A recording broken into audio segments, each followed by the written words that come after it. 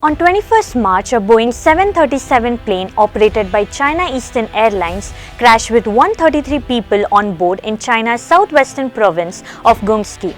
There were no survivors.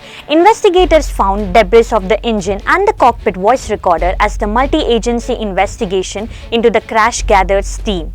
7 months into power in Afghanistan, the plight of women has worsened in the country.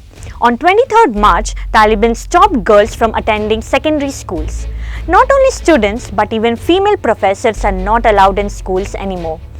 In a major development in the civil war in Ethiopia, a government called for a humanitarian truce on 25th. The move grants access to UN agencies to deliver humanitarian aid to the Tigray region.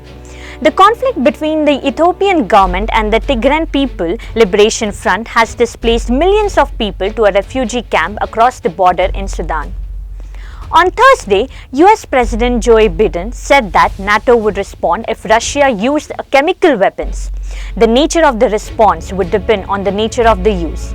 Russian President Putin on Wednesday said that unfriendly countries must start paying in rubles for oil and gas. While Slovenia outrightly rejected payment in rubles, European Commission called Putin's demand as blackmail. Pakistan is facing political turmoil yet again, with Prime Minister Imran Khan likely to face no trust motion on Monday. Reports say that the top army generals, including Chief Gen Bajwa, have asked Imran Khan to resign after his foreign policy fiasco over the Russia-Ukraine war.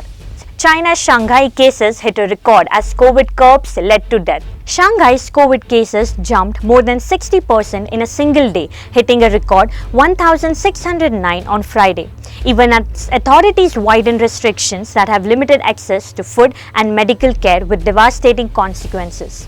Singapore is learning to live with COVID. On March 24th, Singapore PM Lee Hsien Loong announced easing the COVID-19 restrictions and living with it. There will be no necessity of wearing a mask outdoors, but wearing a mask indoors will be compulsory.